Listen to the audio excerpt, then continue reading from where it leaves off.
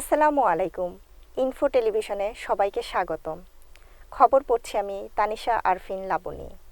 ঢাকা মহানগর উত্তর তুরাগ রানাভোলা জনকল্যাণ সমিতি ও কমিউনিটি পুলিশিংয়ের উপদেষ্টা ও কার্যনির্বাহী পরিষদের পরিচিতি ও সংবর্ধনা অনুষ্ঠান বৃহস্পতিবার রাতে রানাভোলা সিরাজ মার্কেট এলাকায় অনুষ্ঠিত হয়েছে।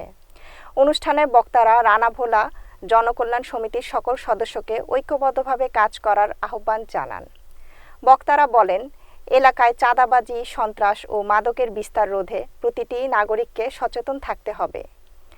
সমিতির সাধারণ সম্পাদক মহিউদ্দিন সোহাগ রাজার সঞ্চালনায় এবং সৈয়দ আহমেদের সভাপতিত্বে আলোচনা সভা অনুষ্ঠানে বিশেষ অতিথি হিসেবে উপস্থিত ছিলেন ঢাকা মহানগর বিএনপির যুগ্ম আহ্বায়ক আফাজ উদ্দিন, ঢাকা মেট্রোপলিটন পুলিশের তুরাগ থানা ভারপ্রাপ্ত কর্মকর্তা রাহাত খান, মহানগর উত্তর বিএনপির যুগ্ম আহ্বায়ক হারুনুর রশিদ খোকা, মোহাম্মদ জহিরুল ইসলাম, হাজী আতাউর রহমান ৫৩ নং ওয়ার্ড বিএনপির নেতা ও কাউন্সিলর পদপ্রার্থী চান মিয়া ব্যাপারী, হাজী শফিকুল ইসলাম, সভাপতি সোহেল রানা সহ রানাভোলা জনকল্যাণ সমিতি এবং তুরাগ থানা বিএনপি ও সহযোগী সংগঠনের নেতৃবৃন্দ উপস্থিত ছিলেন। আমি এই কমিটিকে সুস্বাগত জানাচ্ছি। সিনিয়র নেতৃবৃন্দকে একটি কথা বলতে চাই, আপনারা জানেন সর্বশেষ মিছিল করেছিল সেই ছেলেটিকে আপনারা সামনের কাতারে রাখবেন, যেই ছেলেটি মিছিলে যায়নি সেই ছেলেটিকে পিছিয়ে রাখবেন। আমার হৃদয়ের টুকরো সৈনিকরা যে রাজপথে ফেসিবাদ সরকারের শেখ হাসিনা হানাদার বাহিনীর হাত থেকে যারা ভয় পায়নি, সবুজ সাঁতার মোড় থেকে শুরু করে আমাদের এই বালুর মাঠ, পিছনে এই হিতাশপাড়া বালুর মাঠ, মোট 18 থেকে 20টি রিক্সা রেস আছে, কিছু টিনের ছাপড়া ঘর আছে। এই সমস্ত জায়গায় মাদক দ্রব্য বিক্রি হয়। অনুষ্ঠানের বিশেষ অতিথি ঢাকা মেট্রোপলিটন পুলিশের তুরাগ থানায় ভারপ্রাপ্ত কর্মকর্তা ওসি রাহাত খান বলেন, আপনাদের জন্য আমার দরজা সবসময় খোলা। যে কোনো সময় যে কোনো সমস্যা নিয়ে নির্দ্বিধায় থানায় আসুন এবং আমার সাথে আলোচনা করুন।